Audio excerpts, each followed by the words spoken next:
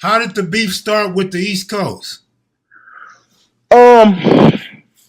It initially started when the Six Deuces killed the homie Snake from 8-8. That was an altercation over a female. It didn't have nothing to do with gang stuff at first. It was over a female, but over a female or not. When you take one of the homies, it's on and cracking. And it went from there. It didn't really pick up. It didn't really pick up a lot. It was kind of like sporadic, like we don't like them, they don't like us, and boom. Then the East Coasters and the Four Trays were real tight, and we would get into it at the street races, and get into it in the county jail, get into it other places, to eventually, it was just on and popping. It was like, bump this, let's go bust on these fools, and it just went from there, back and forth, back and forth. And it got to the point to where, like, when I got out back in the 90s, when I first got out, the homies, like, they hit me with another culture shock. Some called, they got a thing called A's and Ways. Avalon and Broadways, they were, we was joined at the hip with them. 5 Tray and 5 Deuce, A's and Ways. That's all you was hearing about, seeing. Woo-woo, ABGC. And, so, that even made our relationships with the East Coasters even worse. So, I'd ask the homies, cuz, when did this start? How did this start? He's like, well, they in the 50s like we in the 50s, homie. And we all got the same enemies. So quite naturally, A's and Ways. I'm like, okay, all right, A's and Ways then. Don't forget the K's. A's, well, Ways, and K's. The relationship with the kitchen at that time, we were cool with them. But we didn't really kick it with them like that. If we seen them, it was all fine and dandy. It was real cool. But we didn't really kick it with them a lot like that no more. Situation time blurs the lines. It's like, because now, you got a lot of family ties between Avalons and Main Streets. 5 Trays and Main Streets, and we were real cool with them. But behind the war with the Main Streets and the Hoovers, it kind of like pushed us back from the Main Streets, because Main Streets took on, even though they were Main Street Mafia, they kind of took on the persona as neighborhoods. And so that kind of, quite naturally, that kind of pushed the Avalons away, because Avalons come up under the gangster banner. And so, that's when I guess Avalon and Hoover start kind of like getting along a little bit. But like, for the world to know, gangsters say moving. Avalons have nothing to do with that name, with the moving name. We don't move, period. We swing. Avalon say swinging. You will never hear Avalon say we moving, gangsters moving, none of that. We don't have nothing to do with none of that. Yeah, we come up under the gangster banner, but quiet as kept. Gangsters than anything. So, because the homies, they don't get along with 9-7, 8-7, 4 Deuce, 4 Tray, 4-8. Homies don't get along. All that's the gangster car. But Avalons don't get along with none of that. So they will.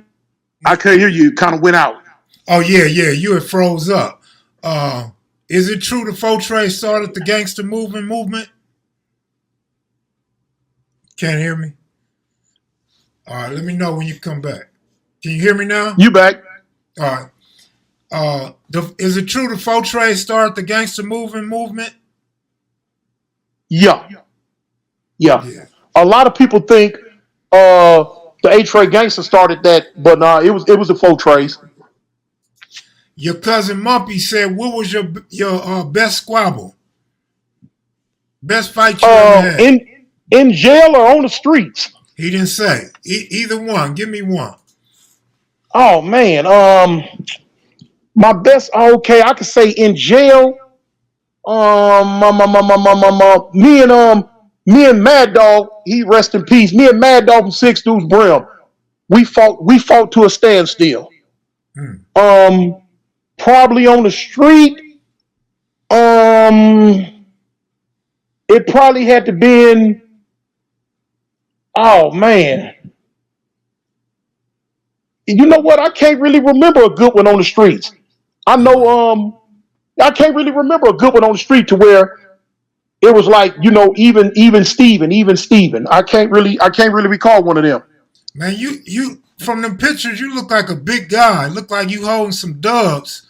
So you had Oh, to be fighting. yeah, I've been big. Yeah. When I was, I averaged like 23, like a boat, like, well, we would say a boat. That means 20, like boat twos, boat threes. I was always, one of the biggest homies from the set. A 23-inch arm, big chest.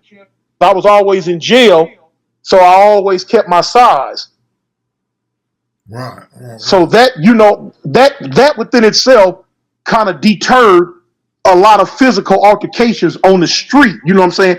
You know how dudes are. They don't really want to too much get into it with no big old dude. You feel me?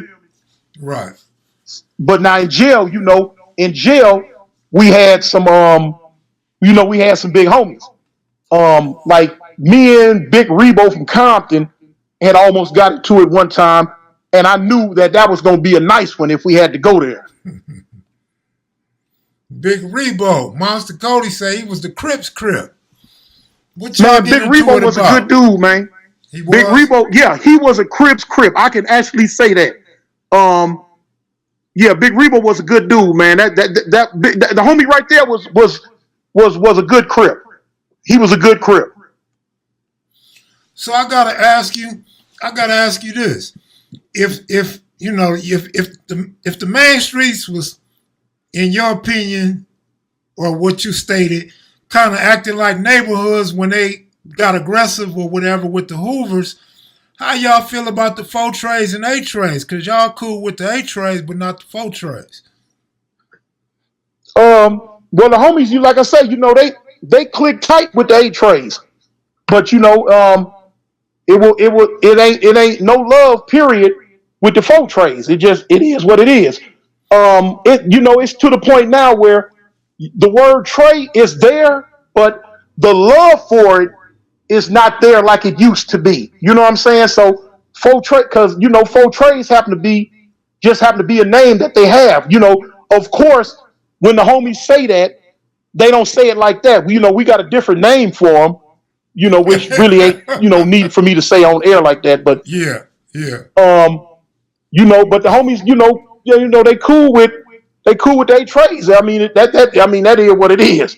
But because I remember, like, when I first went to juvenile hall when Mumpy got shot, man, I used to fight with the 8 tray gangsters. Man, I used to fight with them. Y'all shot my cousin.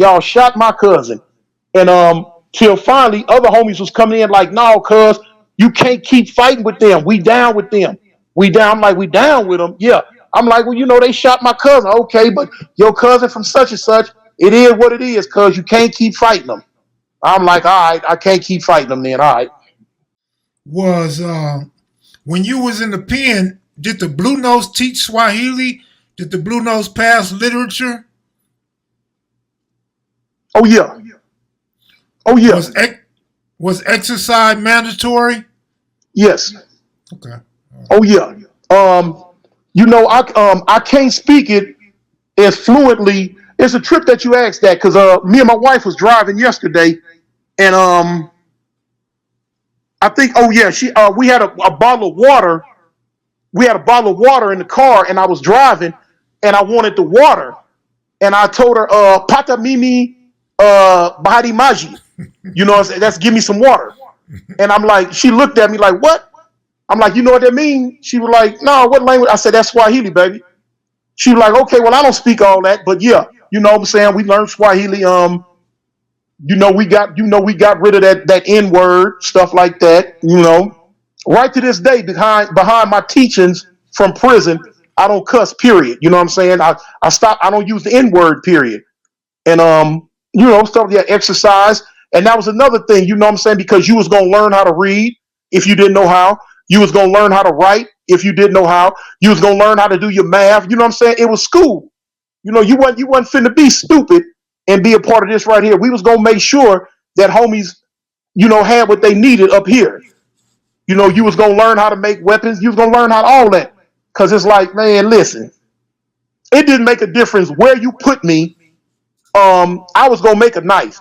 As long as the first thing we were taught was to keep fire. As long as you got some fire, you got a weapon. As long as you can produce a flame, you have a weapon. You know what I'm saying? And push come to shove, I could take some coffee and newspaper and make a spear out of just coffee and newspaper. A lot of this stuff is what you was going to be taught coming into that system.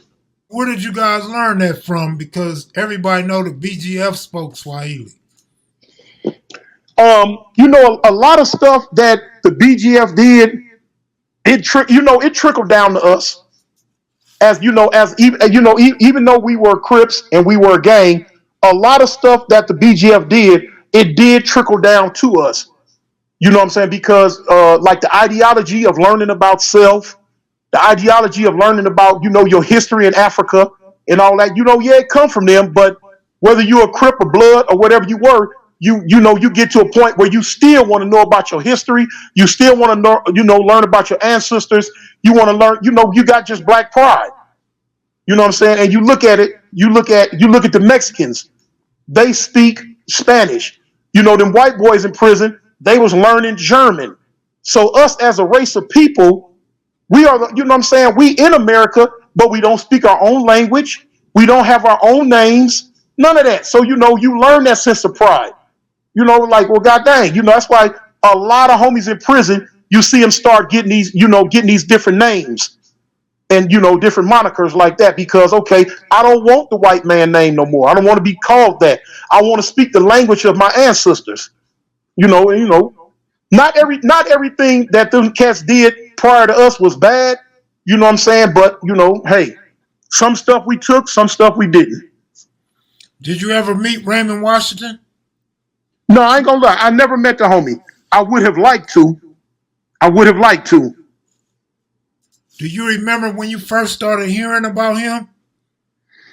The first time I heard his name was about 1974, maybe. I had a cousin named Walter. He was the one that was most influential in making me want to be a Crip. And he would come over to my house, and me and my cousin Craig would be in there, and he was from Compton, and he would always say, I'm Capone of the East Side, ruler of the West Side. I'm Big Mac, Compton Crip. You know, he was from Spooktown. And at the time, I would be like, you know, what the heck is a Crip? What is he talking about? And he would always tell me and my cousin, y'all gonna be Crips. So, you know, I'm like, all right, I don't know what he's talking about at first, but in my mind, because I idolized my cousin, in my mind, I'm like, okay, I'm gonna be a Crip. I don't know what it is, but he say I'm gonna be one, I'm gonna be one. And he would talk about Raymond Washington and I think we lost Cartoon.